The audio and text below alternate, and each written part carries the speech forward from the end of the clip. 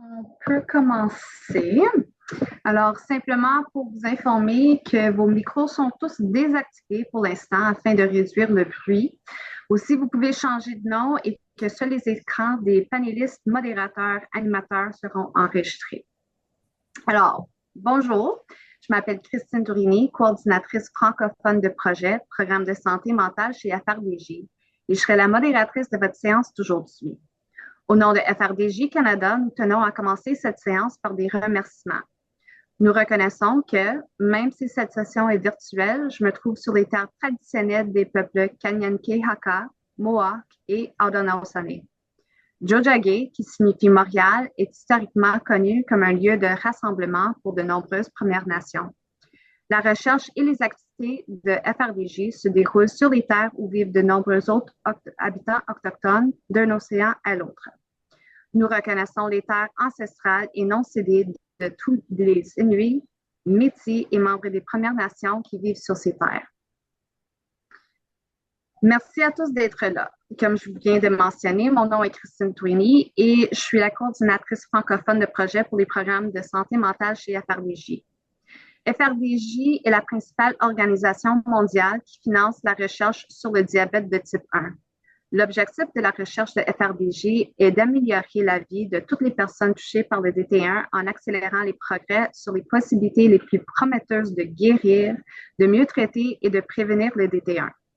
À la fin de 2021, FRDJ Canada a lancé sa stratégie en matière de santé mentale dans le but de financer de nouvelles recherches dans le domaine du diabète de type 1 et de la santé mentale, de combler les lacunes dans les connaissances des fournisseurs de soins de santé mentale dans ce domaine et de s'engager auprès de la communauté des personnes atteintes du diabète de type 1 et de leurs fournisseurs de soins de santé afin d'intégrer de plus en plus la santé mentale dans les soins quotidiens du diabète.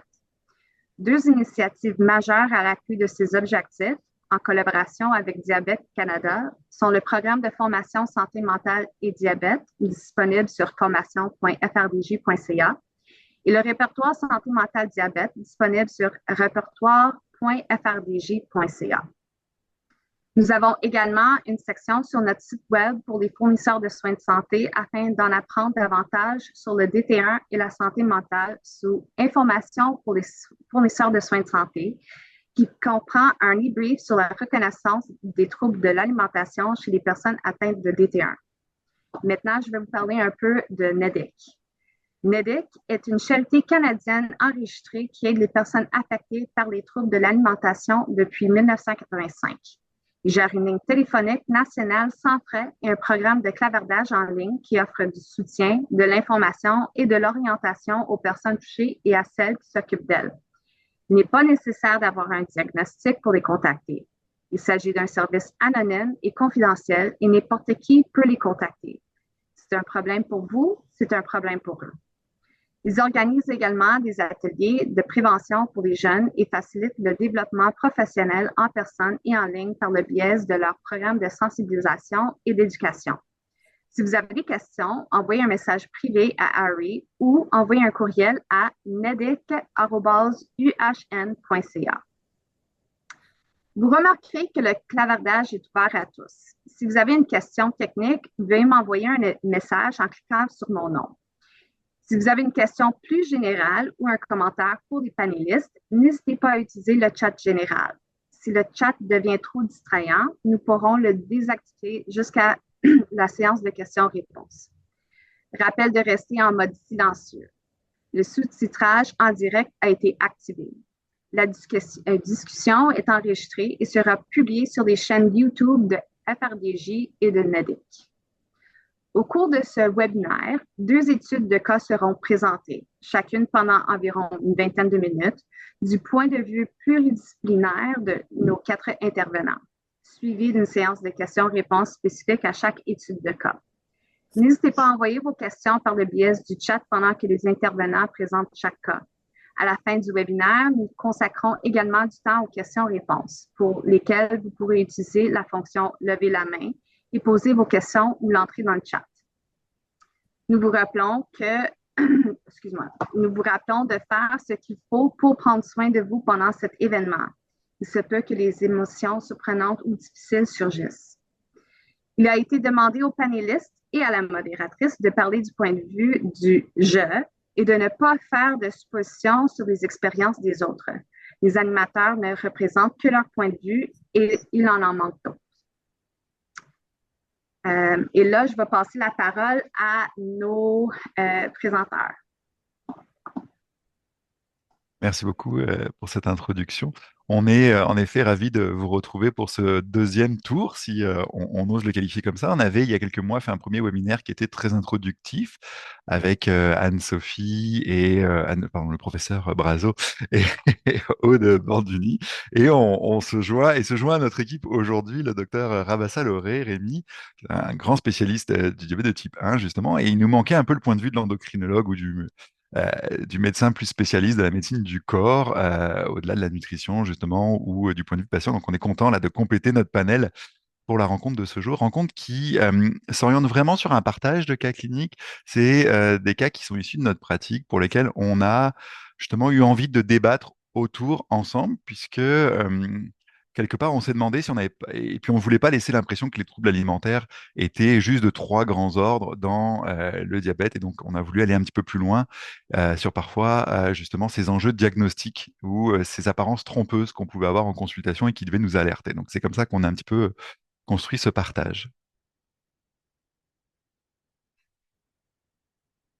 Ah bah, donc c'est nos quatre conférenciers d'aujourd'hui, je viens de les nommer. Les traditionnels conflits d'intérêts. Pour ma part, j'ai des interventions auprès de compagnies financières qui vendent des médicaments principalement dans le domaine de l'obésité et des troubles alimentaires. Je ne sais pas si on doit chacun les citer un par un ou on le fait de manière globale.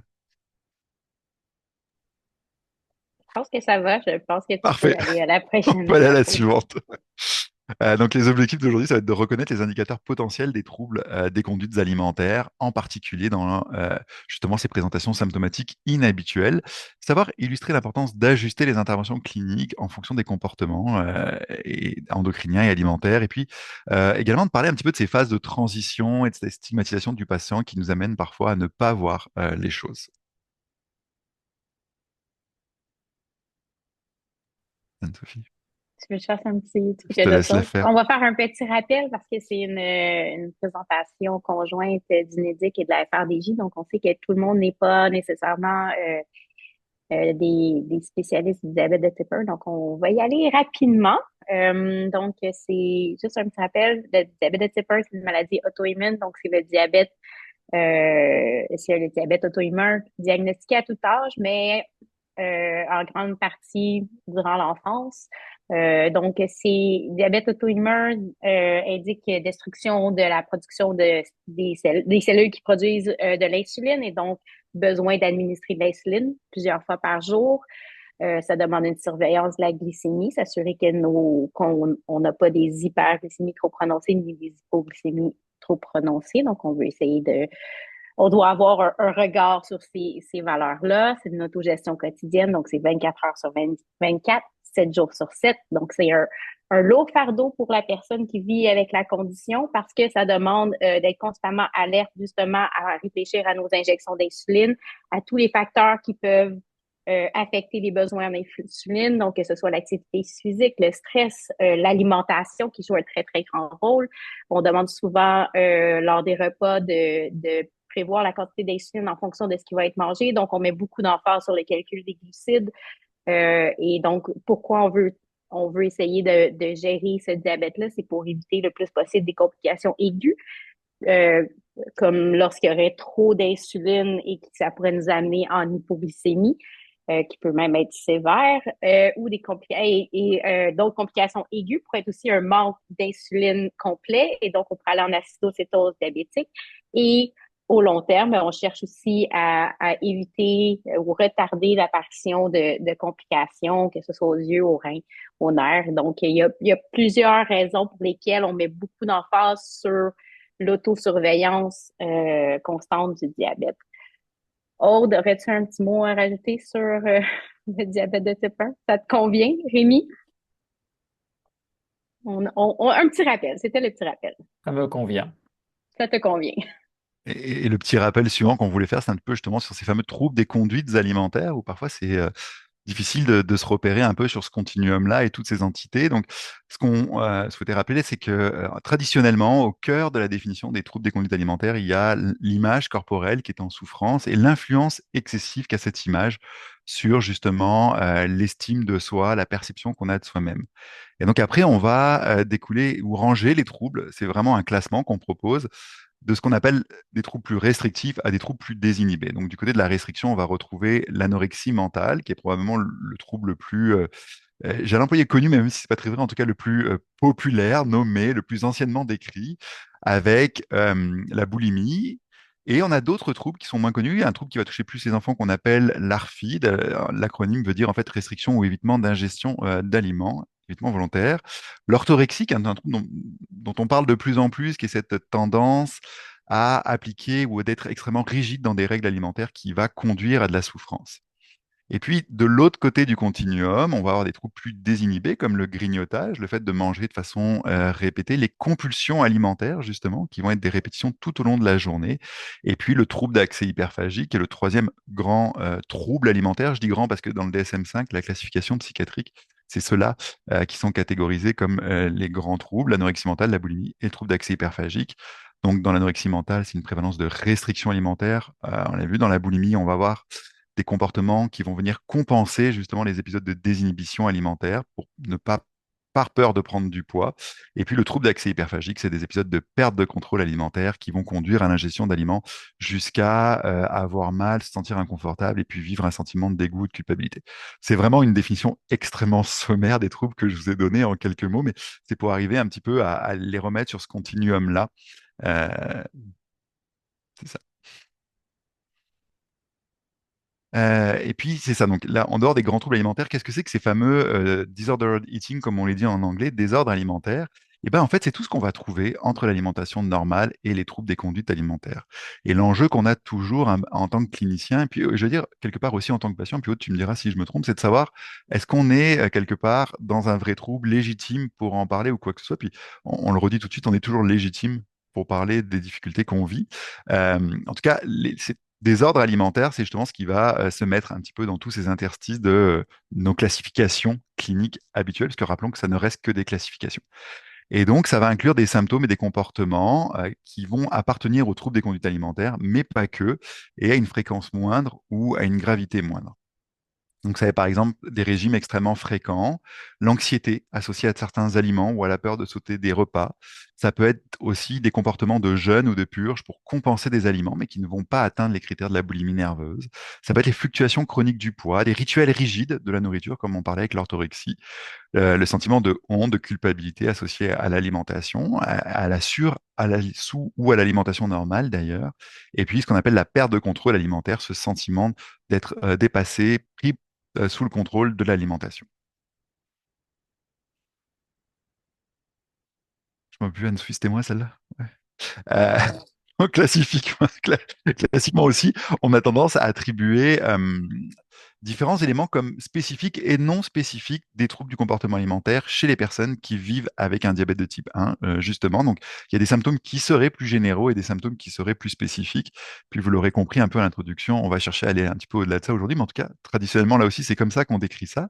Donc, les symptômes non spécifiques qui vont être des signes d'alerte de troubles des conduites alimentaires ou de perturbations des comportements alimentaires, ça va être les mauvais résultats scolaires ou professionnels qui apparaissent brutalement euh, ou progressivement, mais qui viennent marquer une rupture d'un état antérieur, les difficultés dans les relations interpersonnelles, dans le lien à l'autre, les symptômes dépressifs, sans pour autant que ça atteigne tous les éléments d'une dépression, des régimes fréquents, des utilisations de laxatifs, de diurétiques, les vomissements provoqués, l'exercice physique excessif, intensif, et puis le critère d'aménorrhée, hein, qui n'est plus un critère diagnostique de l'anorexie mentale, mais qui reste un critère d'alerte, hein, l'absence prolongée de cycle menstruel. Et donc, dans les signes qui sont plus spécifiques aux personnes qui vivent avec un diabète de type 1 et qui souffrent de perturbations du comportement alimentaire, on a classiquement de décrit la mauvaise observance de la surveillance de la glycémie ou de l'administration d'insuline, les hypoglycémies récurrentes, notamment liées à l'exercice physique, l'augmentation inexpliquée du taux d'hémoglobine glyquée, l'hyperglycémie persistante du matin, qui va venir par exemple signer des prises alimentaires plus importantes le soir, et puis les épisodes répétés d'acidocétose diabétique. Donc ça, c'est classiquement les signes d'alerte qu'on décrit justement plus spécifiquement dans notre population de personnes qui vivent avec le diabète. Donc là, on va parler des cas cliniques. À nouveau, l'idée qu'on a, c'est vraiment de partager avec vous les cas cliniques. Donc, ce qu'on va faire, c'est que moi, je vais vous parler d'un cas de ma clinique. Et n'hésitez pas pendant toute la présentation du cas à faire remonter toutes vos idées diagnostiques qui pourraient émerger, toutes vos hypothèses, comme on ferait scolairement, mais aussi peut-être vos idées de prise en charge tout de suite, tout ce qui vous alerte. L'idée, ça va être que nous, on va pouvoir les reprendre au cours de notre discussion. Et puis après le cas clinique, on fera circuler la parole entre nos quatre intervenants, moi y compris. Puis à chaque fois qu'on prendra la parole, enfin en tout cas la première fois, on essaiera peut-être de recontextualiser dans quel contexte nous on travaille, où on appréhende le diabète pour que les gens qui nous écoutent comprennent aussi mieux d'où on parle, parce que l'important c'est ça, c'est de partager des points de vue et d'où on parle. Et c'est ce qu'on va essayer de faire aujourd'hui. Donc moi, j'avais envie de vous parler de Monsieur S. C'est un jeune de 24 ans. Puis vous voyez, on a parlé un petit peu de l'objectif de transition. Donc, c'est un jeune qui est en train un peu de découvrir sa vie adulte, hein, j'allais dire de plus en plus tardivement, comme on le voit chez beaucoup de nos jeunes. Et il a, en termes d'antécédents psychiatriques personnels, un seul diagnostic de trouble déficitaire de l'attention avec hyperactivité qui a été posé vers l'âge de 9 ans. Dans les antécédents médicaux, on a un diagnostic de diabète de type 1 qui a été posé, ou en tout cas une maladie qui s'est révélée à l'âge de 13 ans. Entre 2017 et 2019, il a fait beaucoup, beaucoup d'hypoglycémie. Donc on voit, hein, 2017-2019, c'est la période de l'adolescence, de la transition, dont un épisode qui l'a beaucoup marqué avec une hypoglycémie sévère. Il a fait une acidocétose avec hospitalisation en urgence, 6 mois à peu près avant que je le rencontre.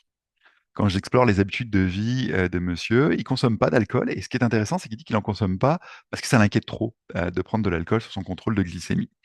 Pas de café, pas de thé, pas de boisson énergisante. En fait, vous comprenez, rien qui pourrait venir être un facteur de manque, je mets des guillemets, de contrôle ou de difficulté à contrôler.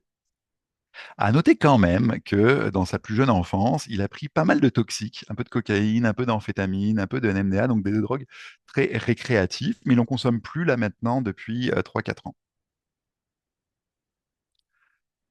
Je l'ai interrogé un petit peu sur son rapport, son histoire de vie avec le diabète de type 1, et puis il m'explique que ça a été une découverte très compliquée pour lui, que son diabète était assez instable au début, et que c'est beaucoup sa mère qui a été un pilier incroyable pour lui dans cette gestion du diabète de type 1. Il l'a beaucoup aidé, il s'est beaucoup reposé sur elle aussi. Actuellement, il utilise un capteur de glucose en continu et une pompe à insuline avec des débits qui sont très très inférieurs à ceux qui sont prescrits par le médecin. Il n'arrive pas à monter ces débits, c'est ce qui inquiète beaucoup d'ailleurs l'équipe d'endocrinologie. Il manie très facilement son matériel, il n'a pas d'anxiété particulière, là il peut changer tous ses cathéters. Enfin vraiment, il est très très à l'aise avec les aspects techniques. Il fait quasiment pas de bolus, ou quasiment jamais.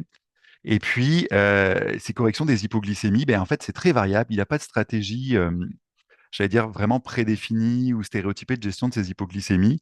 Puis il m'explique que des fois, il va prendre juste une petite compote en sachet, et puis parfois, il va aller prendre 100 grammes de sucre sous la forme de jus, etc. Mais en tout cas, pas de collation type un peu de sucre, un peu de protéines, etc. Là, ce que la clinique n'arrête pas de lui recommander et qu'il ne fait pas. Donc, c'est un peu dans ce contexte-là là, que l'équipe s'alarme en disant, bah, on n'y arrive pas, probablement qu'il y a quelque chose. Ça, c'est son CGM. On voit que c'est un monsieur qui est globalement toujours au-dessus de 10, avec quasiment 80% de son temps dans la plage très élevée, ou en tout cas, on voit qu'il est jamais dans la plage bas. Un- une hémoglobine glyquée estimée à 9,8, hein, donc on voit qu'on arrive sur des diabètes qui commencent à être menaçants là, en termes de risque de complications chez ce jeune. Et puis ce qui est intéressant, juste, et je replace là-dessus, il m'est adressé en consultation pour troubles des conduites alimentaires en centre référent, vraiment avec l'étiquette d'un patient qui a un trouble alimentaire. Euh, et quand j'explore son alimentation, il m'explique que c'est très désorganisé, ce qu'il mange ou que son rapport à l'alimentation va être fortement impacté par ses angoisses et ses angoisses autour de la gestion du diabète. C'est un trouble qui me semble, moi, la description très en lien avec justement la maladie, le diabète. Et puis, c'est ce qui avait beaucoup inquiété l'équipe, il exclut de plus en plus tous les glucides de son alimentation. Vraiment, il tend à pas être en régime keto, parce il dit ne pas vouloir faire de régime, en tout cas essayer d'exclure tout ce qu'il peut comme glucides. Et il m'explique aussi avoir perdu toute sensation d'appétit, puis c'est ce qui avait donné, c'est ce qui donne un peu l'idée d'une anorexie, là, c'est un patient qui a jamais faim. Il dit n'avoir pas faim, ne pas ressentir de besoin alimentaire, préférer ne pas manger, qu'il est mieux comme ça. Il explique quand même qu'il aimerait reprendre une vingtaine de livres parce qu'il dit qu'il a perdu beaucoup de poids. Et puis, on pourra discuter un petit peu de l'importance de cette phrase-là dans le diagnostic, justement. Et selon lui, il n'a pas de perte de contrôle alimentaire. Il dit que son alimentation est bien contrôlée, bien ordonnée comme ça, mais que par contre, depuis 2 ans, là, il a comme des envies alimentaires très fortes qui apparaissent, des cravings, et que ça, c'est depuis l'arrêt du tabac. Parce que monsieur a arrêté de fumer il n'y a pas longtemps. Il faut rappeler qu'il avait un antécédent un petit peu de consommation de toxiques en amont. Alors, quand on continue un petit peu ce qu'on appelle l'examen mental, c'est un monsieur qui se présente quand même plus d'une demi-heure avant à rendez-vous. Alors, je vous ai fait vraiment la présentation comme on fait l'observation psychiatrique, hein. On décrit tous les éléments souvent dans nos courriers. Donc, il se présente plus d'une demi-heure à l'avance à son rendez-vous. Il est bien assis, bien à l'heure. Euh, Lors de la rencontre, il va évoquer facilement son vécu. Il parle vraiment, je veux dire, avec beaucoup d'aisance de ses enjeux. Le discours est très cohérent, très adapté, mais on sent qu'il est envahi par les craintes des hypoglycémies. C'est le thème récurrent. Si ce n'est à toutes les phrases qu'il prononce, il n'y a pas une minute où on ne parle pas de l'hypoglycémie, en fait, alors qu'on est en consultation psychiatrique dans un centre de troubles des conduites alimentaires, qui n'est pas un centre, rappelons, spécialisé dans le diabète de type 1, hein. C'est pas la majeure partie des patients qui consultent dans les centres de troubles alimentaires. Euh, il est plutôt euthymique, donc l'humeur est normale. Il est anxieux. L'humeur est ce qu'on appelle mobilisable. Donc on n'a pas de signe, si vous voulez, de dépression. En fait, c'est ça que ça veut dire. Il décrit avoir eu des attaques de panique et avoir très peur qu'elles reviennent. Et puis, ce que j'observe, et en tout cas ce que je repère à l'interrogatoire, c'est qu'il commence à apparaître des éléments obsessionnels et compulsifs qui se structurent depuis quelques semaines, doucement, comme la crainte de changer de couleur de chandail. Alors ça, pour ceux qui ne sont pas du monde de la psychiatrie, c'est-à-dire qu'on a une peur irraisonnée qu'il se passe quelque chose de dramatique si on change la couleur de son chandail ou qu'on ne fait pas un rituel. Et c'est ça le trouble obsessionnel compulsif, hein. C'est vraiment l'idée que si on n'applique pas la compulsion ou le rituel en réponse à l'angoisse, il va se passer quelque chose. Et donc, c'est ces éléments-là qui commencent à se structurer chez lui. Et ce qui est intéressant, et ce que moi j'avais peu rencontré avant, c'est que cette peur-là était liée aussi à ce que ça dérègle le diabète. Il y avait comme un lien très étroit qui s'était créé. Puis le reste de l'examen est sans particulier. Là, il n'y a pas d'éléments de psychose, de choses qui pourraient nous inquiéter. Le sommeil est bon aussi dans l'ensemble. Donc c'est un peu la présentation clinique de Monsieur S. Et puis l'idée c'était de partager un peu avec mes copanélistes ce qu'ils en pensent, que eux auraient peut-être retenu comme diagnostic, fait. Mais peut-être Aude, on peut commencer si tu es d'accord que je te donne la parole. Comme ça tu peux dire, bah, tu sais, est-ce que c'est vraiment un truc? Parce que moi j'ai été surpris de ce cas-là. C'est pas quelque chose qu'on rencontre tous les jours. Mais est-ce que tu sais, finalement toi ça te parle? Est-ce que c'est une expérience qui semble finalement assez anodine que nous on n'a jamais vu? Enfin, voilà, je te laisse la parole. Merci beaucoup. Donc, comme Sylvain le mentionnait, je me présente rapidement. Je vis avec le diabète de type 1 depuis 1991. Euh, je vous laisserai faire le calcul. Et je suis par ailleurs professeur en philosophie à l'Université de Montréal.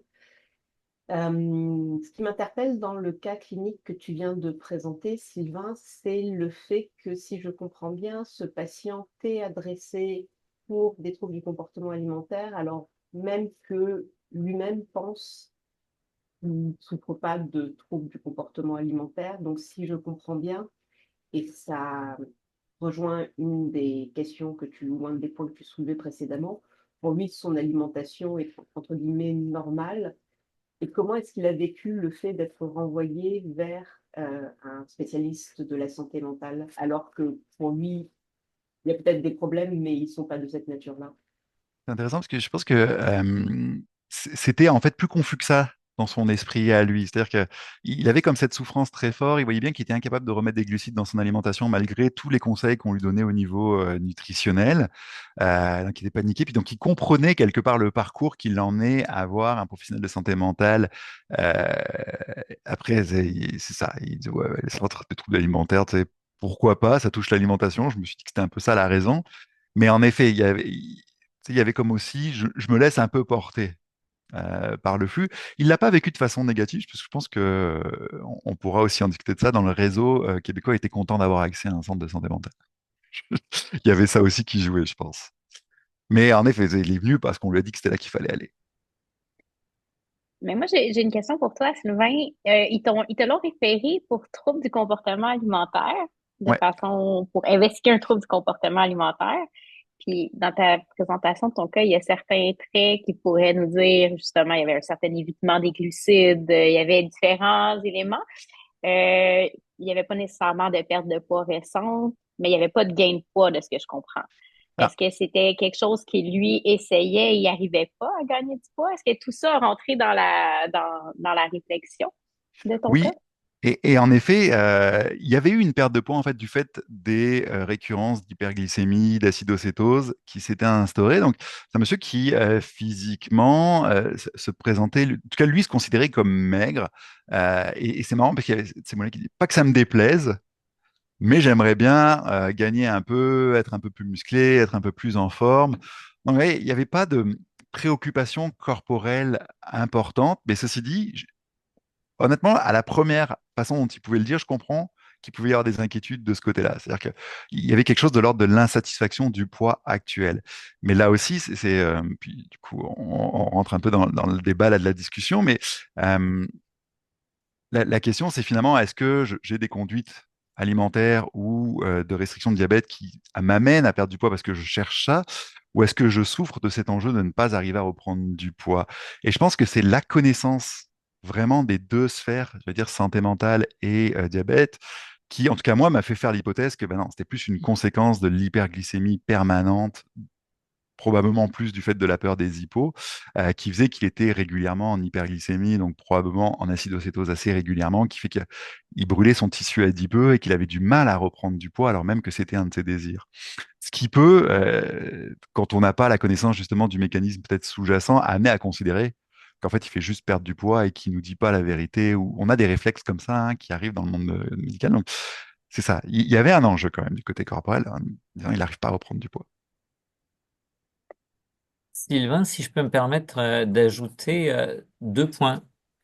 Un, est-ce que le fait que ce soit un homme, c'est typique ou est-ce que c'est justement un peu atypique? Je parle par rapport à la fréquence, là, il n'y a pas du tout de réflexion genrée, mais pour les gens en clinique qui nous écoutent, il me semble en tout cas comme clinicien, en tout cas que les patientes que je vois sont plus souvent enclines à s'ouvrir ou à discuter ou à ce que je sois confronté à un doute de trouble du comportement alimentaire que par rapport à une patientèle masculine. Et en effet, la prévalence des troubles des conduites alimentaires, elle est plus élevée chez les femmes que chez les hommes, hein. Dans l'anorexie mentale, c'est 9 femmes pour un homme. Dans la boulimie, le ratio, il change un peu. Là, on est sur du 3 pour 1, ou ça varie un peu. J'ai comme un doute là sur mon ratio exact, mais en tout cas, c'est plus le même. Et dans l'hyperphagie boulimie, la différence de genre va encore se neutraliser un petit peu plus. Euh, la réalité aussi, c'est qu'on les cherche plus chez les femmes. On a comme cette idée que seules les femmes en consultation vont avoir un trouble des conduites alimentaires. C'est très rare qu'on ait ce trigger d'alarme chez les hommes. Et même nous, hein, j'allais dire, en tant que spécialiste des troubles alimentaires, etc., je veux dire, pour aller porter le diagnostic chez un homme, là, je vais comme plus éliminer peut-être implicitement, hein, c'est mes biens implicites, là, je veux dire, plus éliminer de causes secondaires. Alors que ça semble plus probable si le sexe est féminin. Puis un autre point qui m'est venu en t'écoutant, c'est surtout pour les cliniciens non spécialistes de la santé mentale, là, mon réseau d'espions étant très important, je vois que dans le chat, il y a beaucoup de gens qui y arrivent du côté diabète ce soir-là. Euh, à quel moment nous, on doit penser qu'un trouble du comportement alimentaire existe pour lui-même versus qu'il est le reflet, par exemple, hein, d'une autre pathologie? Je pense à un cas qui m'avait beaucoup marqué, où moi, au début, j'ai erré de quelqu'un qui était devenu complètement phobique, qui avait des pesticides dans absolument tout et qui donc restreignait ses apports alimentaires à cause de cette phobie-là. Et c'est le traitement de cette phobie-là ou la prise en charge de cette phobie-là qui a réglé le problème. Et ça pouvait très bien apparaître pour un clinicien centré sur le contrôle des glycémies et autres, de dire il y a une perte de poids, il y a un risque d'anorexie et ainsi de suite. Est-ce que tu pourrais nous donner quelques éléments qui nous permettent d'abord de repérer ces choses-là, mais d'essayer aussi un peu facilement ou peut-être simplement de les classer trouble alimentaire en lui-même versus quelque chose qui est un trouble alimentaire qui reflète une autre pathologie psychiatrique qui, de façon assez indirecte? Mais écoute, c'est exactement la philosophie de ce cas-là, hein, en effet, c'est de dire qu'est-ce qui appartient des troubles des conduites alimentaires à proprement parler versus ce qui peut être secondaire à d'autres troubles. Il n'y a pas de question unique, magique, là, qui pourrait nous aider à répondre à cette question-là. Puis parfois, il faut aller voir plusieurs fois nos nos patients pour arriver à comprendre ce qu'il en est réellement. Peut-être juste rappeler qu'en effet, comme le dit le DSM-5, hein, on retient le diagnostic de trouble alimentaire quand il n'est pas mieux expliqué par autre chose. Et c'est souvent ça. Poser la question, j'allais dire aux patients, et puis je suis en train de repenser à Monsieur S là, est-ce que vous avez l'impression que ça existerait s'il n'y avait pas le diabète aujourd'hui? Est-ce que vous avez l'impression que ces enjeux alimentaires, ils sont uniquement liés à la gestion de votre maladie? Ça peut être des premières questions qui peuvent nous aider à nous orienter. L'autre chose, c'est la composante justement de l'image corporelle, hein, qui, dans les troubles restrictifs, un peu peut-être, c'est dit différemment dans le trouble d'accès hyperphagique, on a tendance à dire que la part corporelle est moins importante, mais en tout cas, globalement, dans les troubles du conduite alimentaire, l'image corporelle va jouer un rôle très très fort. C'est-à-dire, c'est vraiment, je ne peux, mon corps, je l'aime pas, je veux le perdre, je veux le contrôler, c'est un corps qui me fait souffrir, ce qu'on n'a pas forcément justement quand le trouble est secondaire. Donc, c'est un peu les questions comme ça, reparler de ce qui a défocalisé le discours de l'alimentation, savoir ce qui se passe justement quand on se pèse. Ouais, je sens que j'ai envie de me dire quelque chose. Olivier. Non, non, j'essaie de me replacer dans le contexte. Pour les gens qui ne me connaissent pas, là, j'ai la chance de voir beaucoup de personnes avec le diabète de type 1, au sens où c'est une maladie qui me passionne et que c'est un privilège de pouvoir se surspécialiser dans un domaine qui m'intéresse, mais j'ai l'impression que beaucoup de gens que je connais dans le milieu auraient pu adresser ce patient en lui disant, il est non compliant, on veut qu'il discute avec une équipe de soins de santé mentale pour adhérer au traitement, le rendre docile, si j'ose dire, là, pour prendre des termes volontairement un petit peu exagérés, là. J'ai l'impression que ça serait vraiment une note, une fin de note là d'endocrino, hémoglobine glyquée 9,8%, plusieurs acidocétoses récentes non compliants, puis que ça se serait arrêté là et qu'au mieux, il aurait peut-être été adressé à une équipe de santé mentale, mais beaucoup plus dans une hypothèse de le rendre adhérent à sa prise d'insuline, sa surveillance et ainsi de suite, beaucoup plus qu'avec l'abord que tu as là de troubles de santé mentale. Donc je trouve ça quand même intéressant que son équipe l'ait abordé de cette façon-là, mais j'essaie de réfléchir d'une façon générale à des choses que j'ai déjà vues et Oui, entendues de la part de patients. mais ce qui est intéressant, là, puis sans spoiler la fin du cas, là, c'est l'impression qu'on va pas tant prendre en charge finalement du côté des troubles alimentaires hein, pour Monsieur S et plutôt de la psychiatrie générale, justement. Et juste, je rebondis sur ce que tu dis, et je pense que s'il y a un message à faire passer, puis tu disais qu'il y avait beaucoup de professionnels de santé hors santé mentale, justement, qui nous écoutaient, c'est-à-dire que nous envoyer un patient pour non-compliance en santé mentale, tu sais, c'est comme très irritant. Je suis pas là pour gérer la compliance du patient. C'est quelque part, je dis, hein, le premier réflexe, tu sais, c'est le genre de demande qu'on reçoit au fax, quand on a encore les fax, là, qui nous agace un petit peu parce qu'on se dit, bah écoute, c'est pas d'un psychiatre qu'il a besoin, quoi. C'est pas de la troisième ligne de psychiatrie qui va aider à gérer la compliance. Après, heureusement, on va au-delà des mots, on est capable de comprendre que chaque discipline n'a pas la culture de l'autre, euh, et qu'il faut aller creuser ce qu'il y a derrière la demande. Mais c'est vrai que quand on adresse une requête de soins en santé mentale en mettant juste non compliant, bah, tu sais, c'est un peu comme si je t'envoyais un patient en disant bah, il est juste fatigué et puis il a un peu, je sais pas, pris du poids. Et puis débrouille-toi avec ça, ou son diabète est pas très bien équilibré, puis que je te donne rien d'autre comme chiffre ou comme info, ni le type de diabète, ni l'âge de début, ni tu sais, rien, ni le traitement actuel. Donc c'est un peu ça. Et c'est important de nous dire bah, il est non compliant parce que tu sais, il l'était avant et que d'un coup il l'est plus. Bah, c'est plus du tout la même demande. Tu vois, c'est vraiment Ok. apprendre à formuler, mettre des éléments qui vont nous aider. Moi, si tu me dis, mon patient, il n'est pas compliant, mais il l'était auparavant, puis d'un coup, il a fait un truc sévère, et depuis, bah, on n'arrive pas à remettre en place le traitement, et puis il va plus du tout chez la nutritionniste, alors qu'avant, il avait un bon plan alimentaire qu'il investissait, et puis ils avaient une bonne relation. Bah, tu sais, ça va être d'autres signaux d'alerte qui vont s'allumer dans ma tête, et je vais pas du tout recevoir la demande de la même façon. Donc, tu sais, on arrive toujours à documenter les demandes. Je crois que c'est important, notamment quand on est sur des terrains à cheval comme ça. Ou simplement, ben, j'arrive pas à m'en sortir, je sais pas ce que c'est. Je sais pas si c'est du trouble alimentaire ou de la psychiatrie générale. Et puis nous, après, on a, et tu parlais de la complexité de nos guichets l'autre jour lors d'une autre rencontre, on a derrière des systèmes de tri, d'orientation qui vont essayer de trouver un référent qui va répondre au mieux à la question. Je me voulais un peu provocateur, je t'ai fait réagir, mais je peux te rassurer que je connais d'autres psychiatres qui réagissent comme toi quand on leur envoie des patients. Puis je ne sais pas si ça fait réagir Aude aussi, là, cette volonté que le patient doive adhérer à son traitement, bien sûr avec une volonté de l'aider à éviter les complications, mais un peu de décider pour lui sans aller chercher ce qui est derrière. Là, c'est quand même une attitude, c'est un défaut qu'on peut avoir comme professionnel de la santé, de dire, moi, mon travail, consiste à donner les meilleures informations au patient sur ce qu'il doit faire sans vraiment comprendre pourquoi il n'arrive pas à le faire ou chercher même à comprendre. Parfois, et là je suis à nouveau un peu provocateur volontairement. Alors, je vais répondre à la provocation, évidemment. Euh, bon, je pense qu'il n'y a aucun patient qui aime se faire traiter de non-adhérent, non-compliant, parce que généralement, ce que ça veut dire, c'est pas que vous avez des difficultés à suivre votre plan de traitement parce que la pathologie est une pathologie qui est difficile à gérer au quotidien.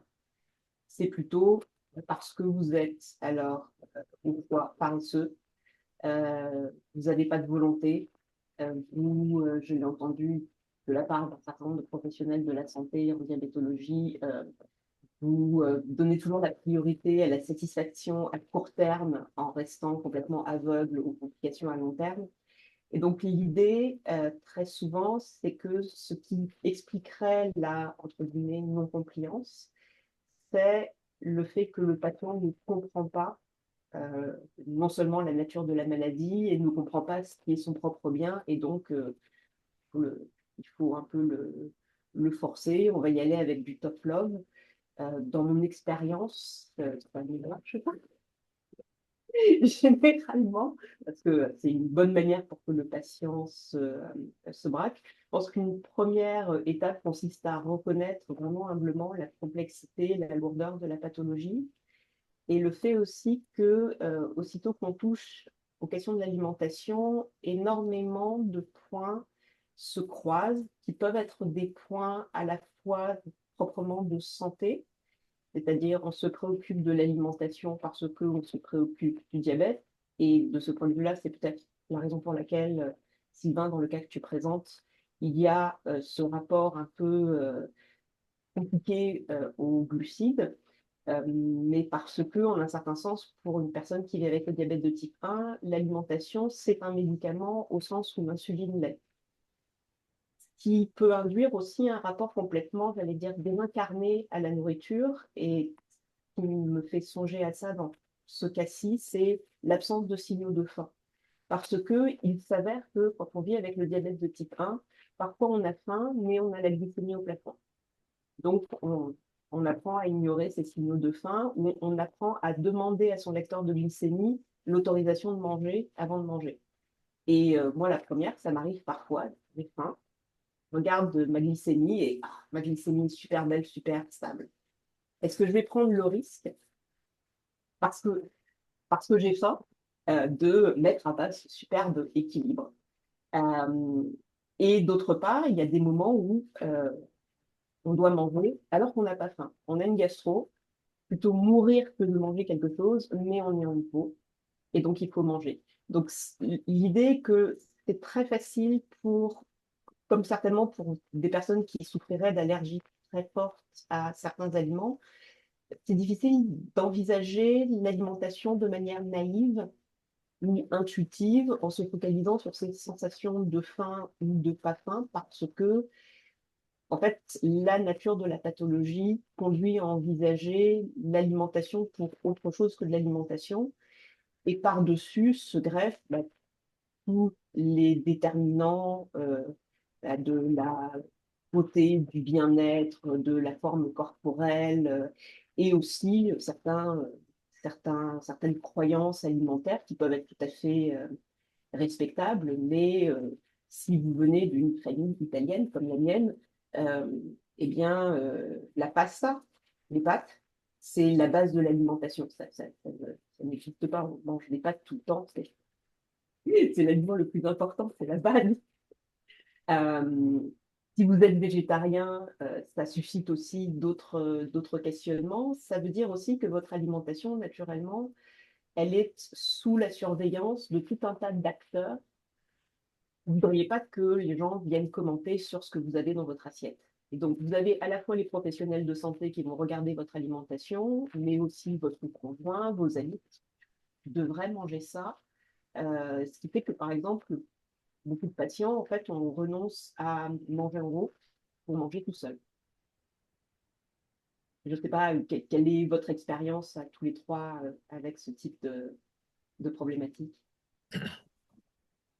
Oui, je pense que c'est très intéressant ce que tu racontes, Aude, parce que tu ramènes le fait de faut bien comprendre comment physiologiquement le diabète fait qu'on se sent dans notre corps, que justement les signaux de faim, de satiété peuvent être perturbés par la maladie.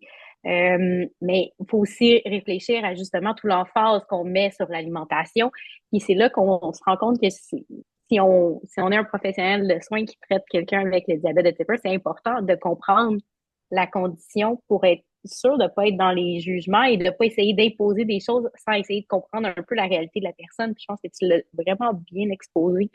Puis dans le cas qu'il y a là, il y a probablement beaucoup de tous ces signaux-là perturbés que cette personne-là devait vivre aussi là, avec une glycémie toujours très, très élevée, une crainte des hypoglycémies qui avait dit avec des hypos qu'il avait fait dans le passé. La crainte des hypoglycémies, Rémi va sûrement pourra en parler encore davantage, mais c'est quelque chose qu'on entend beaucoup, puis qui peuvent vraiment prendre beaucoup de place dans la vie de quelqu'un qui vit avec le diabète de type 1 parce qu'une hypoglycémie sérieuse ou sévère va avoir des conséquences dramatiques pour la personne. Donc, on peut comprendre qu'ils veulent les éviter à tout prix, surtout s'ils en ont eu dans le passé. Puis probablement que tout ça, ça, voyons, ça fait qu'on voit plus réellement qu'est-ce que la personne vit.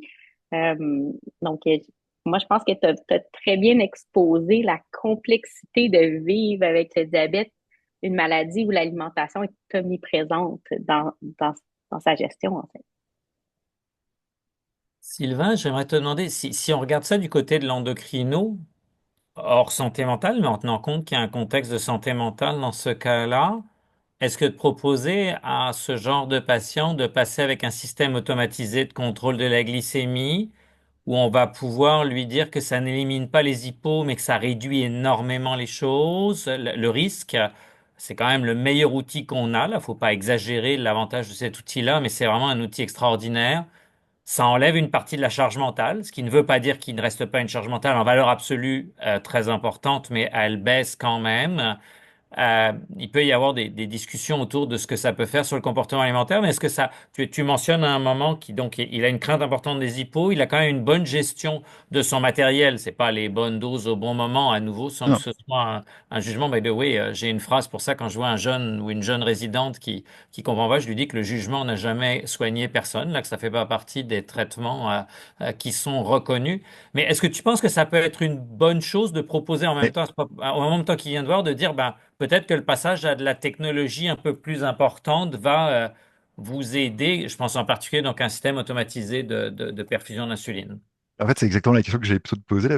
Comme il veut pas bouger ses débits basales, de sa pompe, etc. Tu sais, qu'est-ce qu'il en est de perdre le contrôle aussi sur les bolus, sur tout ça, tu sais. Mais je pense que c'est clairement, par contre, j'ai pas de bonne réponse à ça, c'est ça que je veux dire. Mais par contre, c'est clairement une discussion à avoir dans une problématique anxieuse qui est celle de monsieur. Tu sais, est-ce que rendre le contrôle ou donner une impression d'échapper complètement va être issu de cette nouvelle technologie? Ça, je sais pas. Mais je pense que c'est vraiment à prendre le temps de discuter individuellement. Et en effet, probablement que baisser la charge cognitive liée à la gestion du diabète peut aider. Et puis, tu verras dans les solutions bêtes que j'ai proposées à monsieur, il y en avait une toute simple qui est d'ordre technologique aussi. Mais c'est ça, c'est que probablement ça peut aider ces dispositifs-là, mais qu'il faut qu'on s'assure aussi chez nos patients instables, en tout cas instables, qu'on ait bien les mesures d'accompagner. Tu vois. Le même patient aujourd'hui, maintenant que je sais comment il a évolué là quelques mois après, je te dirais, tu sais, j'y ai pas pensé et c'est bête, faut que je le rappelle. C'est ce que je me dis. Mais tu vois, c'est comme probablement quelque chose qui pourrait l'aider maintenant là. Mais à l'époque, je sais pas. Et moi, En tout cas, Anne-Sophie, juste. si Oui, je lui proposais, moi, j'irais à lui proposer de laisser le basal et ainsi de suite, puis d'être très, très soft sur essayer de faire des bolus au repas, peut-être deux unités, même quand vous savez que vous avez plus. Surtout pas aller vers la vision qu'on avait de la pompe il y a 10 ans, où il faut que le patient fasse tout parfaitement, qu'il ait le calcul des glucides. En tout cas, dans le contexte-là actuel, j'aurais déjà essayé de voir ce qu'on peut gagner avec la pompe, qui sera certainement pas parfaite. Et je lui dirais un autre truc, c'est dire, faites confiance au logiciel. Il y a très peu de chances qu'ils vous mettent en hypoglycémie. Interférez le moins possible. Maintenant, il y a effectivement les premiers jours un gain de confiance important à avoir, pour que le patient doit avoir par rapport à son système. Juste, je profite, là, il y a une question qui est dans le chat et puis je pense qu'elle est vraiment intéressante, dans le sens où c'est une question qui porte sur la mère de monsieur qui l'a beaucoup soutenu. Puis j'ai glissé ça comme ça, puis j'en ai pas parlé plus que ça. Et la question, c'est est-ce que finalement il a vraiment appris à gérer son diabète de type 1 par lui-même, à se faire confiance, et puis je retiens vraiment le poids de ce mot-là, faire confiance en ses capacités et connaissances par le passé, avant qu'il s'éloigne de sa mère en grandissant. Et c'est une question qui, moi, m'est apparue aussi très flagrante le jour de l'entretien, et on a beaucoup travaillé là-dessus, justement, parce que cette transition s'est faite trop abruptement, avec quelque part un jeune qui voulait prendre toute sa place dans la vie, manager, etc., et puis qui, quelque part, avait comme laissé ce côté-là gérer à sa mère, qui Mais était un ça, gros c'est quelque support. chose qu'on discute beaucoup quand on parle de transition de soins entre les soins pédiatriques et les soins adultes, de ne pas oublier quand il arrive aux soins adultes, de revérifier en fait le réel niveau de compréhension et de connaissance de la personne et de ne pas prendre pour acquis que puisqu'il vit avec un diabète depuis 10 ans, qu'il sait tout, parce qu'on ne sait pas en fait qui a réellement eu l'enseignement, qui a réellement fait les choses et comment ça s'est transféré. Puis on en parle souvent. Moi, je fais souvent des grosses discussions sur la transition de soins. Puis c'est quelque chose qu'on essaie de rappeler. Et là, on parle de quelqu'un un jeune homme, 24 ans. Donc, il vient probablement de changer d'équipe de soins il n'y a pas si longtemps que ça. Donc, c'est quelque chose à se rappeler quand on a des jeunes adultes qui arrivent dans ces cliniques pour adultes. Je dirais que bien avant l'atteinte des cibles glycémiques, qui reste quand même au cœur du traitement du diabète, à cet âge-là et dans ce contexte-là, c'est de créer un lien de confiance et d'essayer de s'assurer que le patient va revenir au prochain rendez-vous. Là, ça me semble être 90% des choses. Si au passage, il peut éviter de faire une nouvelle acidocétose et une nouvelle hypoglycémie sévère. Et qu'en plus, l'hémoglobine glyquée suivante ne sera pas pire que celle qu'elle est maintenant, je pense que pour lui, la prise en charge des enjeux de santé mentale est bien prioritaire par rapport au reste. C'est une opinion personnelle, c'est Ah certainement ouais. pas celle qu'on verrait dans les recommandations de Diabète Canada, là. Mais à titre personnel, si j'admets que ma barbe blanche me permet de dire que j'ai un petit peu d'expérience, ça serait vraiment, je lui dirais, ce serait vraiment l'objectif que je viserais chez ce patient-là actuellement. Et c'est intéressant parce que là, dans le transfert, en fait, il s'est senti comme au bord de la falaise avec plus personne pour le soutenir et à gérer des tonnes de trucs qui l'angoissaient énormément, encore plus, et notamment, en fait, les attaques de panique et les hippos, qui sont une intrication très forte, hein, qui le paralysaient. Là, donc, un des trucs que j'ai fait, c'est juste de remettre de la sécurité du côté maternel pour l'aider justement à amorcer une transition plus vers l'âge adulte en douceur, parce que là, il s'était comme retrouvé brutalement. Peut-être juste avant de passer à la fin et puis au cas suivant, parce que le temps tourne, Anne-Sophie, est-ce que compter les glucides, à tout prix le forcer à remettre des glucides, avoir une collation protéinée, est-ce que c'était vraiment un enjeu essentiel? Ben, en fait, je voulais dire que comme nutritionniste, je pense qu'il faut aussi se rappeler qu'il y a toute une gamme de glucides acceptables dans une alimentation, que la personne soit carencée en micronutriments, mais même une alimentation un peu plus faible en glucides peut être tout à fait sécuritaire pour la personne qui vit avec le diabète. Puis on avait souvent parlé que moitié de l'assiette des glucides, mais on se rend compte, puis on a de plus en plus d'évidence que beaucoup de personnes peuvent très bien vivre en santé avec une alimentation un peu plus faible en glucides. On ne parle pas de régime cétogène ici, mais on parle vraiment juste un peu plus faible en glucides.